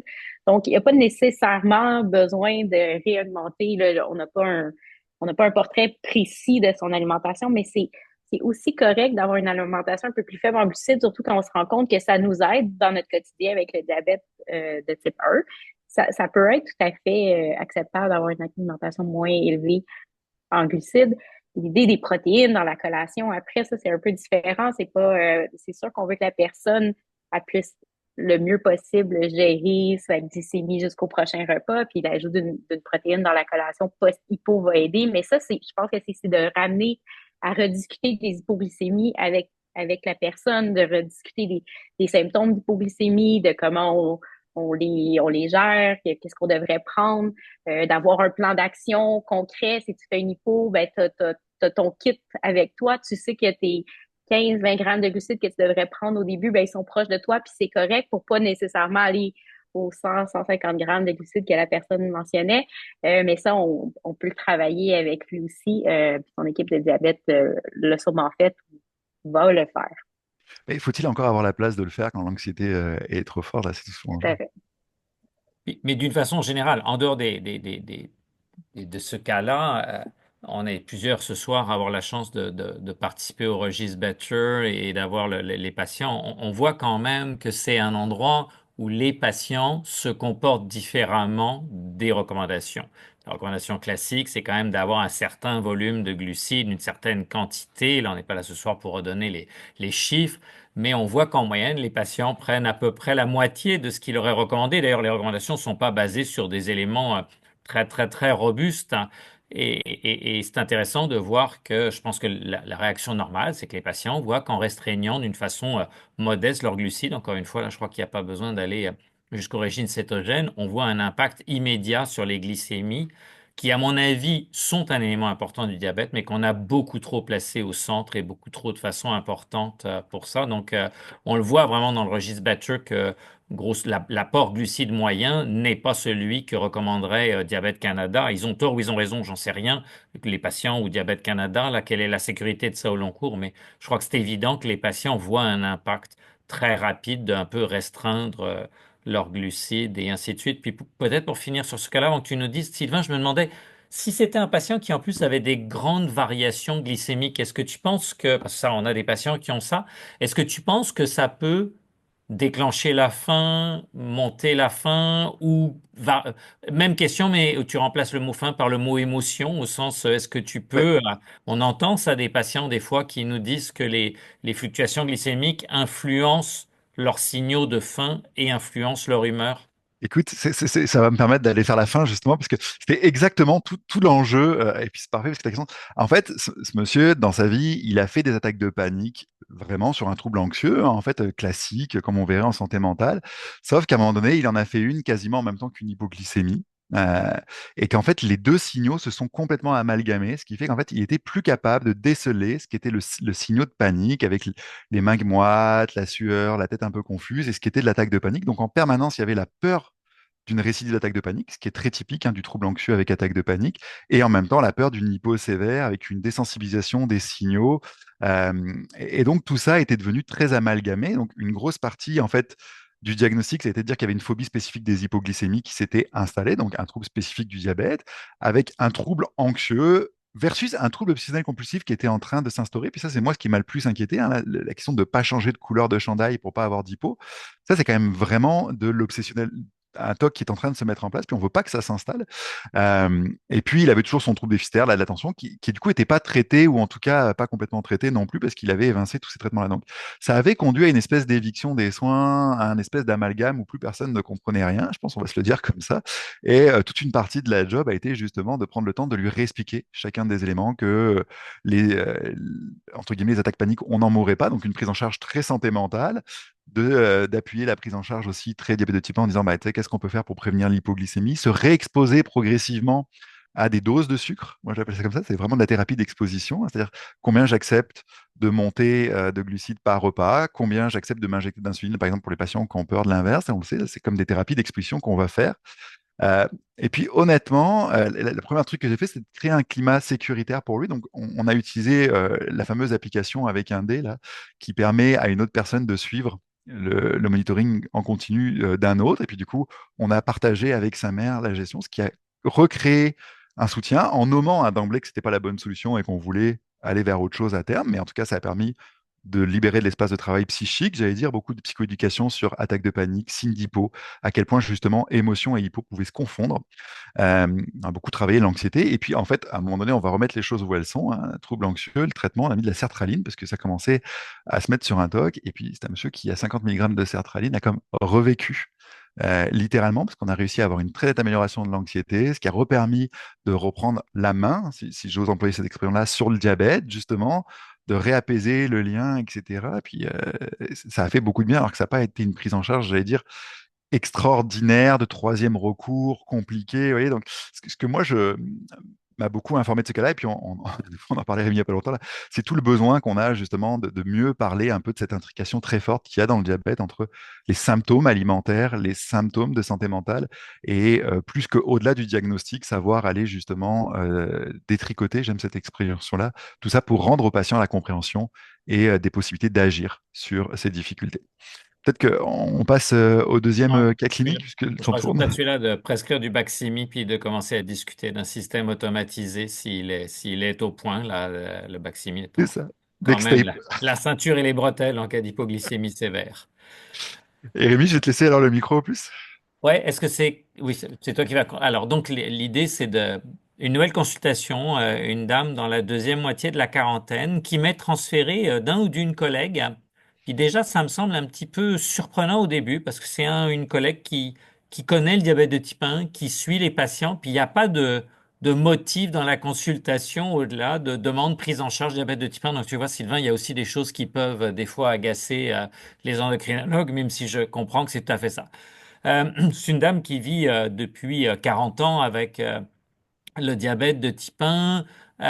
C'est une dame qui a des complications, somme toute, relativement modestes compte tenu de la durée du diabète de type 1, mais elle a quand même déjà eu une atteinte oculaire avec du laser. On sait maintenant qu'on est vraiment capable de très, très bien stabiliser les complications oculaires avec ce genre de traitement ophtalmologique combiné à une prise en charge endocrinologique. Elle a une petite fuite de protéines dans les urines. Néanmoins, elle a de l'épilepsie, c'est une maladie qu'on voit assez souvent intriquée avec le diabète de type 1. Les deux maladies peuvent coexister, mais pour faire un lien avec ton patient d'avant, des fois des hypoglycémies sévères récurrentes peuvent amener à l'épilepsie. Et là, on rentre dans autre chose qui peut, par exemple, être la limitation permis de conduire, ce genre de choses-là. Pas de consommation d'alcool, pas de tabagisme et très rapidement, quand je lui parle de l'activité physique, elle me répond instantanément 10 000 pas par jour, tous les jours. Je suis absolument certaine de les faire. Je les mesure, je les surveille. Diapositive suivante, s'il te plaît, Sylvain. Euh, et quand on l'interroge un petit peu sur le diabète de type 1, donc un peu comme c'était dit dans le rappel, il y a toujours cet aspect de complications aiguës, l'antécédent d'hypoglycémie sévère, d'acidocétose. Donc déjà, l'absence d'hypoglycémie sévère à répétition m'élimine quasiment ça comme cause d'épilepsie. Là, c'est pas fréquent, mais ça se voit. Elle utilise de la lecture en continu de la glycémie avec les alarmes, hein. Il y a un certain nombre de patients qui considèrent les alarmes comme absolument indispensable, même si casse-pied. Il y a d'autres patients qui les considèrent comme casse-pied et tout à fait nuisibles. Il y a des patients qui peuvent se transformer de Dr. Jekyll et Mr. Hyde, dépendant du moment de la journée. Pour ça, le rapport du patient avec ces alarmes est compliqué. Elle est sous multi-injection, donc elle prend 4 injections par jour, elle fait son calcul des glucides, petit questionnaire du docteur à la barbe blanche pour voir si un peu les questions, un peu comme Anne-Sophie disait tout à l'heure, qu'il faut pas prendre pour acquis qu'un patient qui sort de pédiatrie, c'est tout. Ben, un patient qui arrive d'un autre milieu, c'est bien, ils sont pas là pour passer un examen, mais c'est important d'avoir des notions là-dessus. Et je suis marqué pendant le rendez-vous, elle est très volubile et je mets dans mes notes qu'elle est heureuse du transfert, mais elle m'explique aussi qu'elle a refait faire toutes ses dents récemment à cause du diabète de type 1, ce qui est très atypique, mais j'avoue que je le mets dans mes notes, mais je ne vais pas plus loin que ça. Et son dernier labo, l'hémoglobine glyquée est à 7,1%. On s'entendra qu'on lui fait un prix de gros avec le 7% et que généralement on discute avec le ou la patiente que le point 1 au-dessus du fameux 7 qu'on a greffé dans le cerveau des patients au jour 1 de la maladie est là et sa fuite de protéines dans les urines est plutôt plus faible qu'avant et ainsi de suite. Donc c'est une patiente où en apparence tout va super bien, la pression va bien, l'index de masse corporelle est normal. C'est pas que je n'ai pas jugé l'index de masse corporelle, mais pour moi, là, hop, tout va bien, on emballe ça, je regarde son profil de glycémie. J'ai la chance avec l'équipe qui travaille avec moi d'avoir un écran, on le tourne, on lui montre que tout est beau, c'est vraiment un profil, on est à l'opposé je crois que le patient que tu nous avais montré, c'était 7 ou 8% dans la cible, là on est 87% dans la cible, et je veux dire d'expérience, les patients me disent, mais comment j'atteins 90, puis quand ils sont à 90, ils me disent comment je peux atteindre 80, et ainsi de suite, et quand ils sont à 99, ils ont une méga frustration. Je me permets de rappeler que qui vit sans le diabète de type 1 va être aux alentours de 92-93% dans la cible, et qu'on peut des fois monter au-dessus de 10 sans aucun problème. Donc, la consultation se termine, je ne comprends toujours pas pourquoi on me l'a envoyé, mais dans la tête du docteur, ça nous arrive à nous aussi de dire, ouh, ça va être facile, tout va bien. Je suis un professionnel de santé atypique, je donne mon courriel au patient et dès le lendemain matin, j'ai 3 courriels dans ma boîte que je résume par je veux débuter le sémaglutide, le fameux Ozempic, pour l'aider à gérer son diabète de type 1.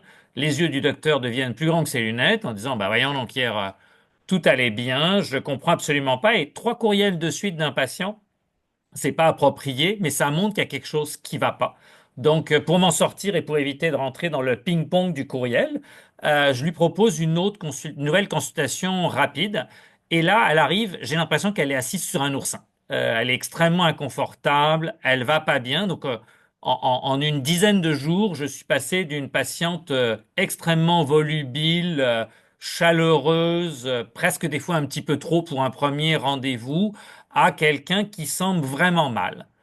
Et là, je reviens sur ma petite note, on repart d'un œil à un autre. Je dis, mais en fait, les dents, là, c'est quoi? Parce que ça peut arriver, il peut y avoir des maladies des gencives très importantes. Et là, le chat sort du sac que je n'ai absolument pas vu au premier rendez-vous, là, mais vraiment zéro, je n'ai eu zéro ça. Elle me dit, ben, mes nouvelles dents, c'est surtout que je me suis fait vomir plusieurs fois par jour pendant très très longtemps et j'ai fini par avoir mes dents totalement abîmées par ces vomissements répétés, par l'acidité et ainsi de suite.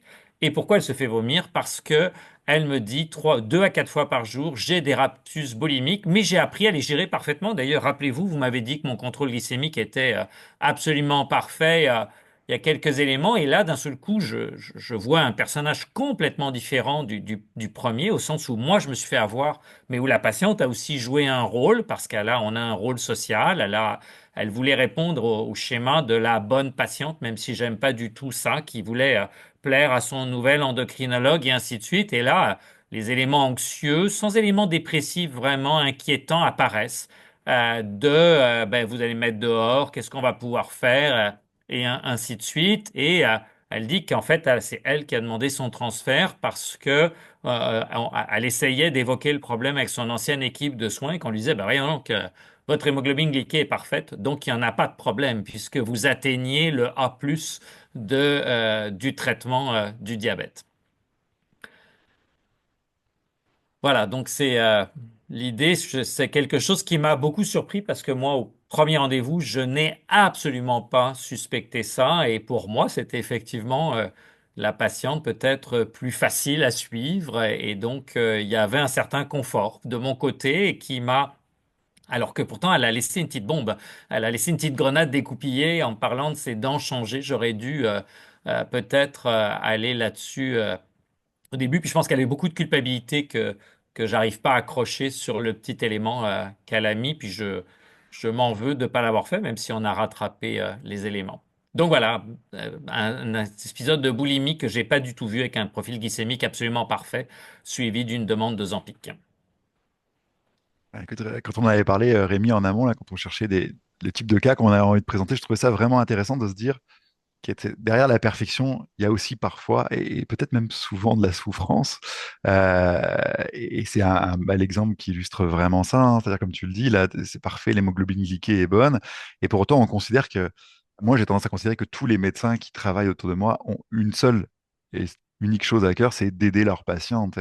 Et malgré cette volonté-là, bah, tu sais, on dit bah, la glycée marche, donc c'est tout correct. Et puis, tu sais, il y a comme des symptômes qu'on voit pas. Puis, tu vois, là, c'était les dents. Mais c'est ça, tu sais, c'est pas une mauvaise intention du corps médical de ne pas voir ces choses-là. Mais parfois, bah, tu sais, il y a des petits symptômes qu'on va pas voir parce que bah, soit on les connaît pas. Et c'est tout l'enjeu des rencontres comme aujourd'hui, soit parce que bah, tu sais, ça nous paraît pas important dans l'autre masse d'informations, parce qu'on a des indicateurs plus lourds. Puis je pense que le coup de la sémaglutide, ou qui t'est redemandé par courriel, ça alerte quand même un peu aussi. 3 courriels pour demander de la SEMA, enfin, du SEMA, du SEMA, du SEMA. Je dis, ok, tu sais, pourquoi alors que tu sais, l'IMC est bon, que la glyquée est bonne, il n'y a pas besoin de passer une bithérapie. C'est rare que les patients veulent prendre des médicaments en plus euh, pour, euh, pour ça. Donc, c'est vraiment intéressant. Puis, tu décris vraiment hein, les raptus boulimiques, là, 3, 4 fois par jour. Je pense que c'est important. Là, le chiffre que tu mets, il n'est pas non plus complètement fou, hein. C'est des choses qu'on voit, en fait.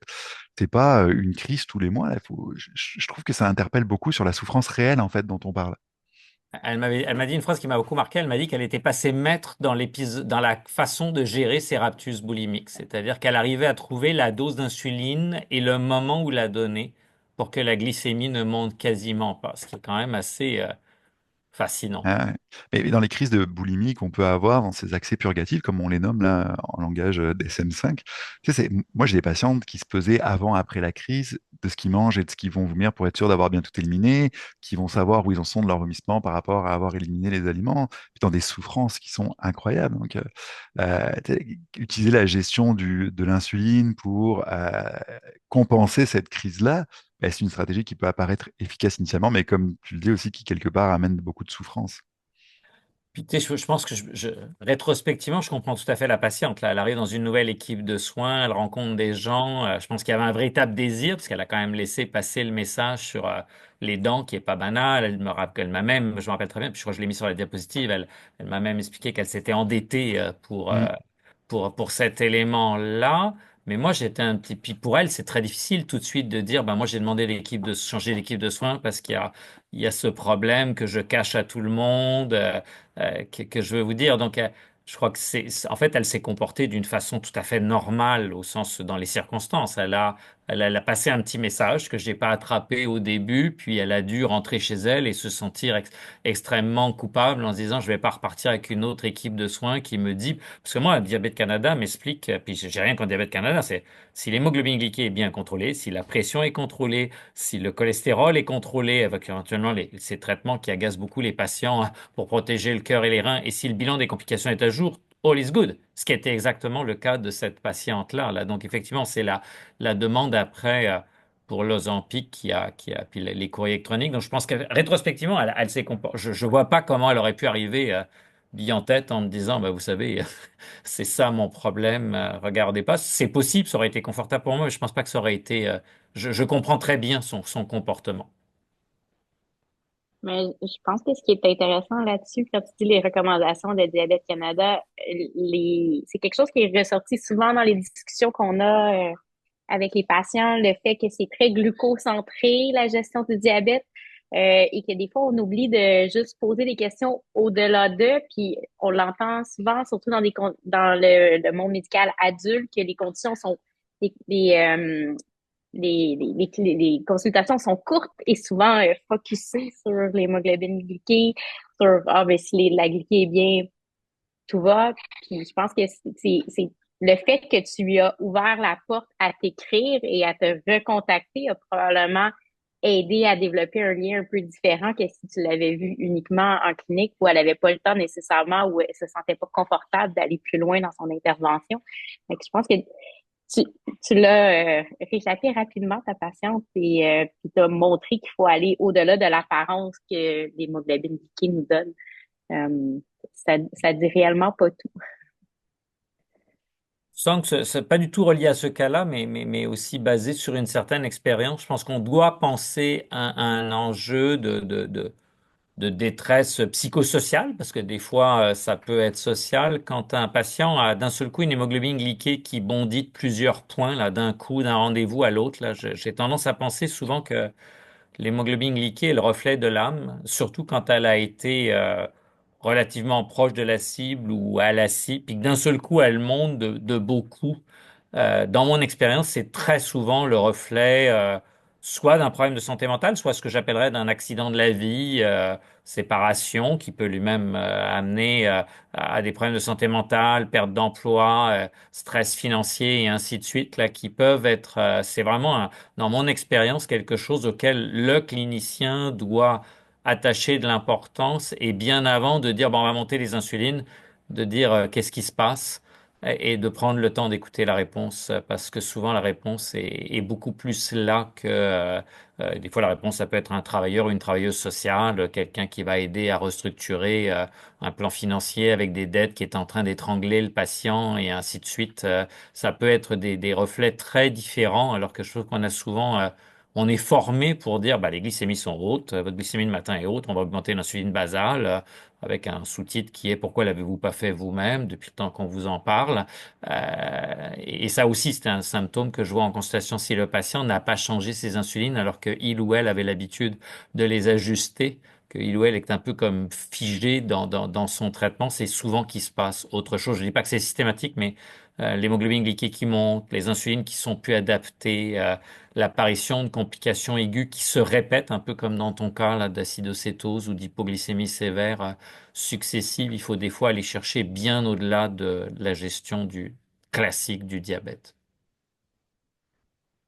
Puis, Rémi, là, quand je repense à l'histoire de vie de cette personne-là, je me dis, tu sais, j'imagine le nombre de consultations médicales qu'il y a eu antérieurement où on n'a pas évalué systématiquement la présence de troubles des conduites alimentaires. Et puis, je pense que l'un des messages clés qu'on essaie de faire passer, c'est que diabète de type 1 et troubles des conduites alimentaires, là, c'est pas l'exception ou la perle rare. Là, c'est quelque chose qui arrive régulièrement et puis ça peut toucher tous les patients. Mais Tu sais, souvent, là, on hésite à le faire, à poser ces questions, peut-être par manque d'habitude, peut-être par crainte de savoir comment gérer ça. Là. Puis, juste cette patiente-là, si quelqu'un lui avait un jour demandé si elle se faisait régulièrement vomir pour compenser son poids ou par peur de prendre du poids, ben, tu sais, la première réponse à donner, toute simple, que n'importe qui aurait pu lui faire, c'est bain de bouche au bicarbonate dessous, on attend 20 à 30 minutes avant de se brosser les dents, juste pour arrêter d'abraser l'émail et prévenir la perte dentaire. Et puis, tu sais, c'est comme un conseil que tout le monde peut donner, qui nécessite de former un trouble du comportement alimentaire. Et puis le deuxième qu'on donne juste en boulimie, là, j'en profite, je les glisse, là, les deux conseils de base de psychoéducation en boulimie nerveuse. Hein. On ne brosse pas les dents directement, bain de bouche, en espace, on brosse pour éviter d'abraser les mailles. Le deuxième, c'est s'il y a des signes de palpitation, tremblement excessif, etc., altération de l'état général brutal, on va faire doser sa kaliémie aux urgences. Le conseil de base, qu'il ne faut pas laisser les signes d'alerte passer. C'est comme des petits conseils qui peuvent être donnés là, qui préviennent des complications, comme tu le dis, la coûteuse, dramatique, et puis qui apparaissent bien trop jeunes, quoi. 48 ans, hors des dents complètes, là, 3-4 appuis par jour. C'est comme une souffrance qui est importante. Mais je pense, comme tu le disais, là, elle pouvait pas arriver dans l'équipe en disant ça. Enfin, je sais pas, Aude, si tu veux mentionner là un petit peu les vécus qui sont compliqués du côté des patients aussi. Je pense que tu peux pas arriver. Enfin, je sais pas, je m'imagine pas. Surtout dans un premier rendez-vous, j'imagine qu'il doit y avoir. Tu as changé plusieurs fois d'équipe, au-delà comment ça doit être difficile d'apprivoiser une nouvelle équipe avec le risque de jugement, j'imagine peut-être. Ben, le sentiment, l'impression qui me vient en écoutant la présentation de ce cas, c'est waouh, c'est peut-être sorti un peu tout croche, mais elle a fait la démarche de changer d'équipe de soins. Et même si certainement que dans un monde idéal, peut-être qu'elle aurait pu aborder les choses de manière plus frontale, elle a quand même laissé des petits cailloux euh, qui ont fait que finalement le chat est sorti du sac, comme tu le mentionnais.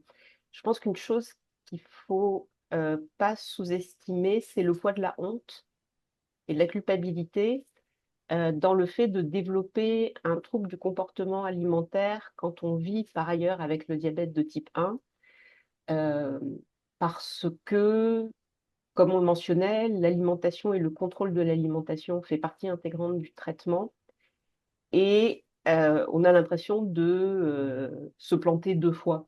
C'est-à-dire que non seulement on est nul en diabète, et en plus, on a des troubles du comportement alimentaire qui sont aussi, parce que, entre autres choses, c'est une condition réputée psychiatrique, qui sont aussi l'objet d'une certaine stigmatisation.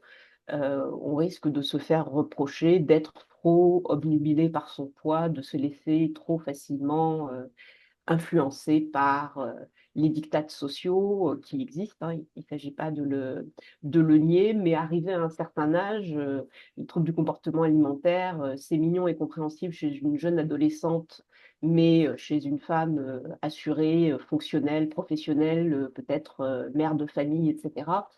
On a la sensation que c'est la crise d'adolescence un peu avec retard. Donc, et évidemment que ce n'est pas le cas, mais ça peut être vécu de cette manière-là. Et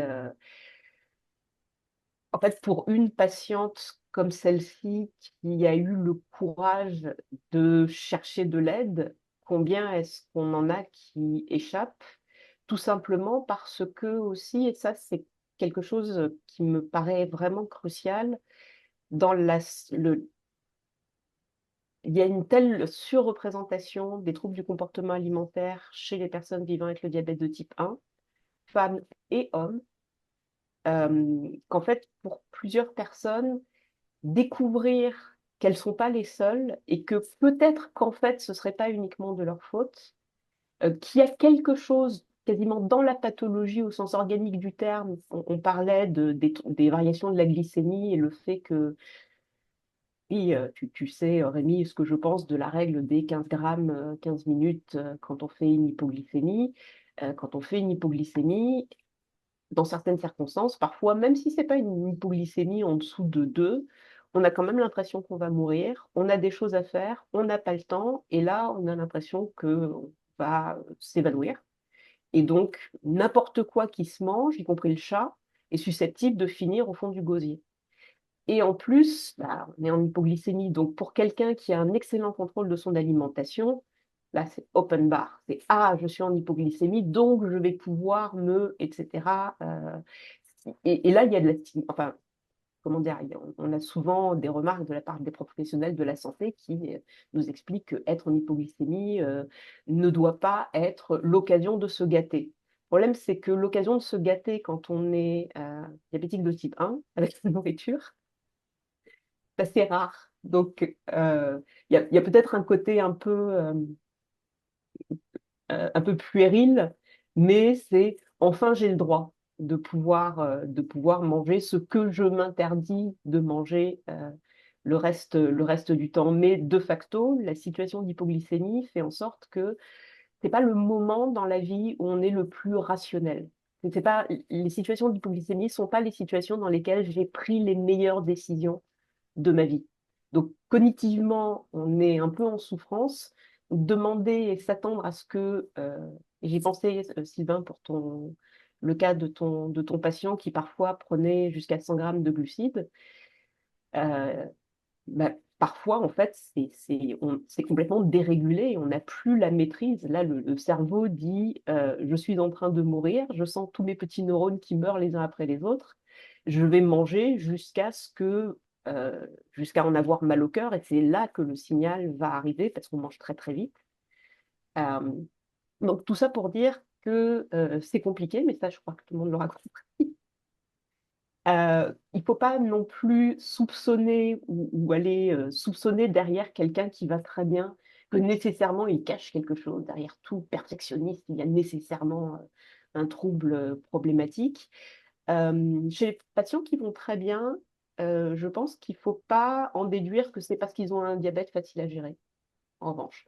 C'est que quoi qu'il arrive, ça demande beaucoup de travail, donc une petite tape dans le dos c'est une bonne chose. Il faut être, je crois, comme tu l'as fait, c'est-à-dire ouvert à l'expression d'une souffrance sous-jacente s'il y en a une, mais on ne peut pas partir de la présomption de culpabilité. Cette HbA1c est louche, vous cachez quelque chose. Non, pas forcément. Bah, en fait, moi, ce que je me demande, effectivement, je crois que tu as parfaitement raison, là, c'est à partir d'un cas comme ça où on a la chance de tomber assez rapidement sur le diagnostic et une prise en charge, on va en parler dans quelques minutes de ce qu'on a pu proposer. Il y en a quelques-uns qu'on a manqué, mais qu'il faut pas non plus hyper généraliser, là, tout à fait.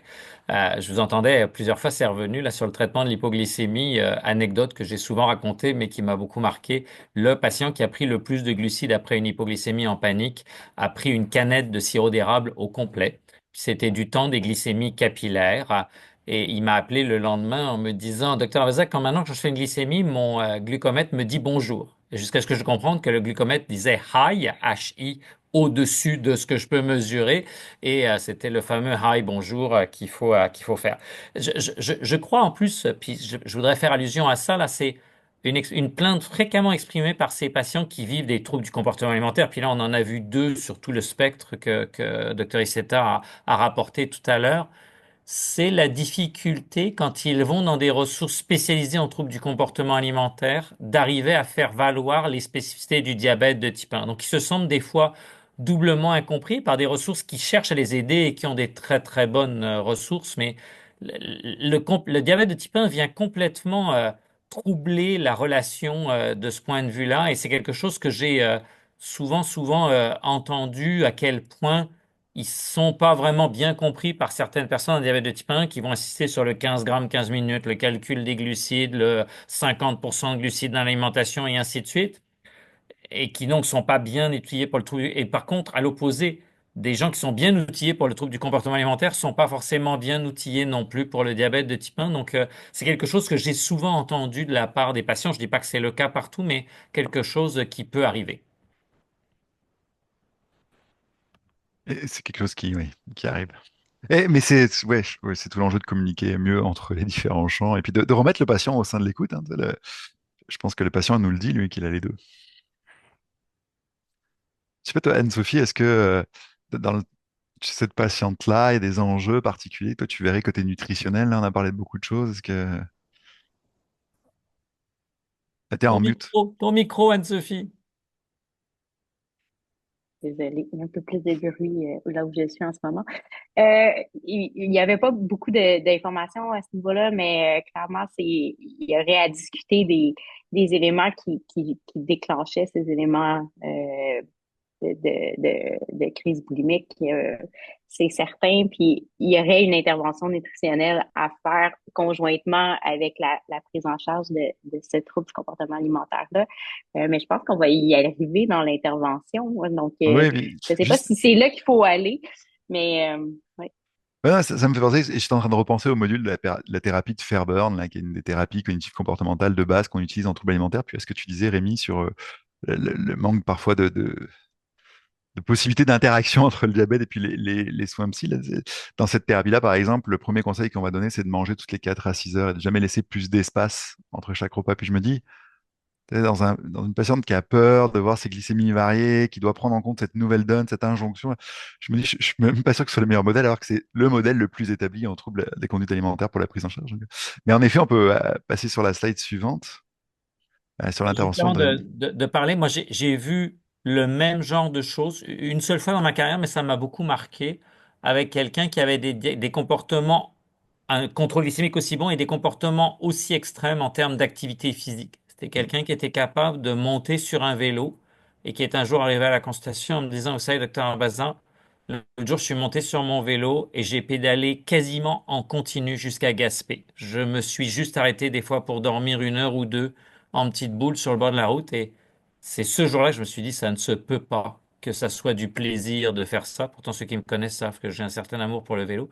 Et en fait, c'est quelqu'un qui se faisait souffrir de la même façon, mais avec de l'activité physique. Donc, juste pour dire, ça n'est pas que l'alimentation. Il peut y avoir quelque chose de très compliqué aussi dans une activité physique excessive. Et c'est quelqu'un que j'ai longtemps admiré pour sa capacité à faire des grands raids en vélo et jusqu'à ce que je me dise non, non, non, non, il y a quelque chose qui fonctionne pas ici.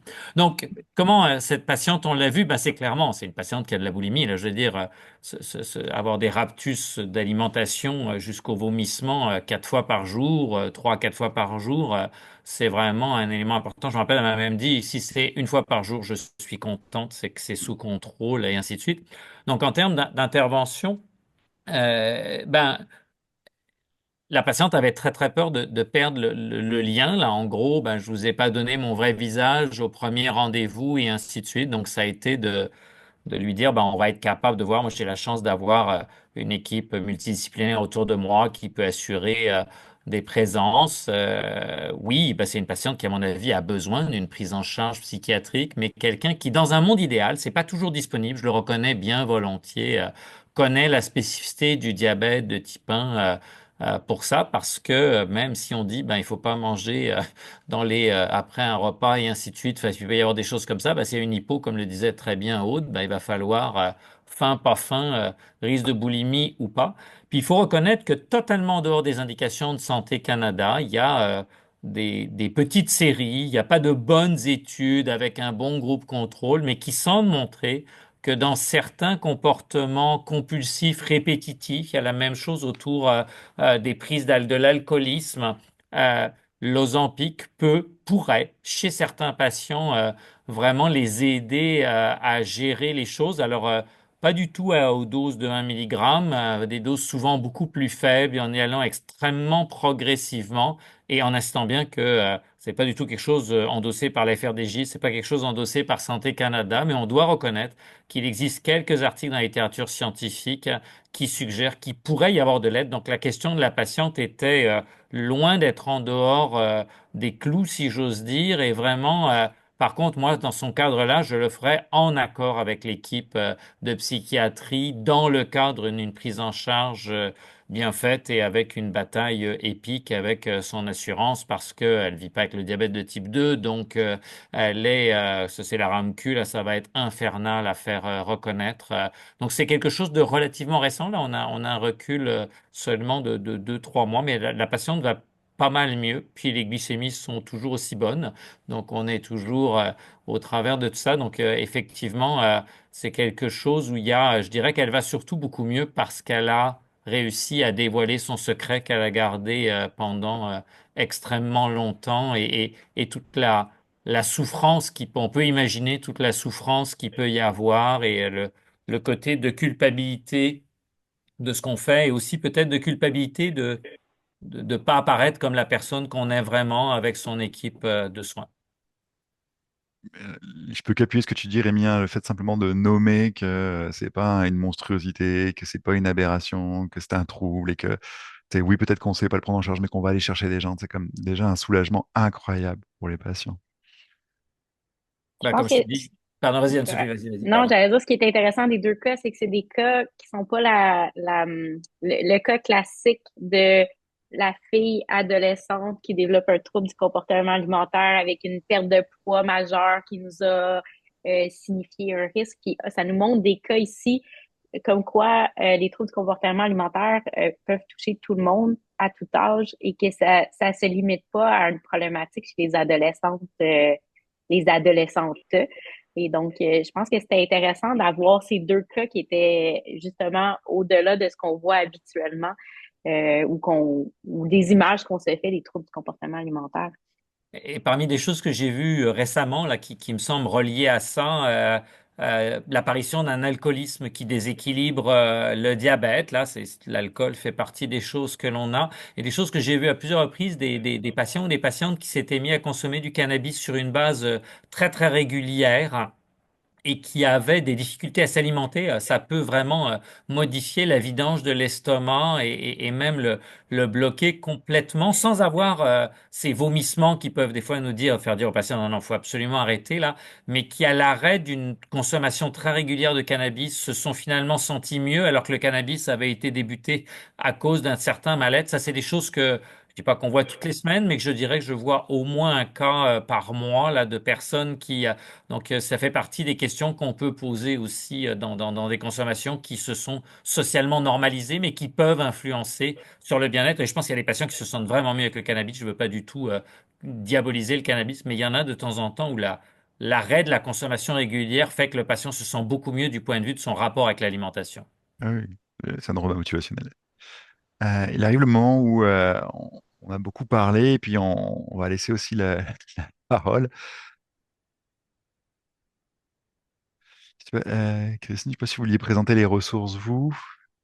Oui, en fait, je l'ai mis dans le chat aussi, mais les ressources en ligne qui sont accessibles à tout le monde, on a le site internet de nedic.ca, c'est seulement en anglais malheureusement, mais vous pouvez quand même visiter le site et voir tous les ressources, tous les services qui sont offerts. On a aussi le site internet de anebquebec.com. Et aussi, on a mis deux liens justement pour FRDJ, alors pour les informations pour les professionnels de la santé, ainsi que santé mentale et DT1 pour frdj.ca. Alors, j'ai mis le lien pour FRDJ, ANEB Québec et NEDIC dans le chat. Donc, vous pouvez cliquer dessus.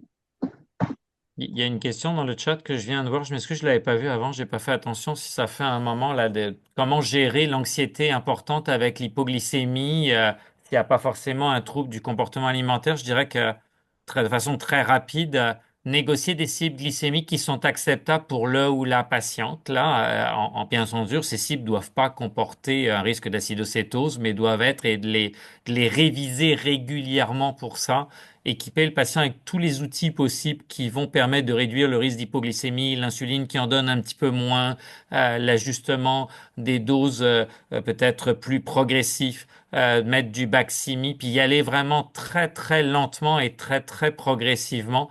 Et donc c'est vraiment négocier les cibles glycémiques, développer les outils thérapeutiques qui vont être les plus rassurants pour le ou la patiente, hein.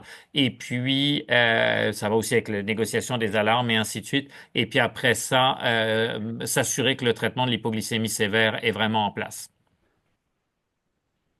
Oui, est-ce que je peux juste réagir rapidement sur Oui. ce point? Ce que je suggérerais de mon point de vue de patiente, c'est souvent, en fait, surtout quand on a pris l'habitude de se tenir en hyper, on va ressentir des symptômes d'hypoglycémie beaucoup plus tôt, alors même que la glycémie est soit normale, voire même un peu élevée.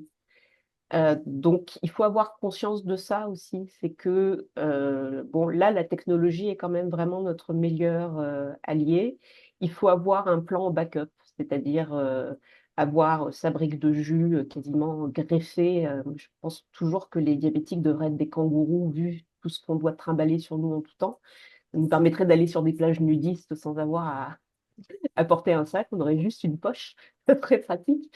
Mais reprendre la confiance, là je pense que Sylvain sera certainement mieux outillé que moi pour en parler, mais s'attendre aussi à ce que si on vise des cibles glycémiques un peu plus basses, eh bien, s'attendre aux symptômes de l'hypoglycémie et voir jusqu'où on peut les tolérer tout en ne les prenant pas, comment dire, au pied de la lettre. C'est-à-dire, c'est pas parce qu'on a des symptômes qui vont durer ou que ça va devenir une catastrophe et basculer en hypo sévère. Après, j'ai aucun mal à croire que après avoir fait une hypo sévère, on, on ait une espèce de syndrome post-traumatique, tellement ça peut être impressionnant. Donc, être entouré et avoir dans sa poche de kangourou ou de n'importe quel marsupial, pouvait être aussi un koala, vous avez la poche dans l'autre sens, euh, mais d'avoir quelque chose qui vous sécurise, dont vous pourriez aussi vous rendre compte que vous n'avez pas besoin, parce que vous êtes capable de gérer. Par exemple, une patiente qu'on a débuté récemment avec exactement le syndrome qui est décrit dans le chat et qui, au pancréas artificiel avec un système automatisé, on l'a vraiment mis en mode exercice pendant de nombreux jours au début pour viser des glycémies beaucoup plus hautes et éviter cette sensation de descente qui est très, très désagréable et qui n'est pas liée à la valeur absolue, mais qui est liée à la descente que le cerveau vit extrêmement mal et ça met à peu près 3 4 semaines à ce que le cerveau se réajuste à un nouveau niveau de glycémie.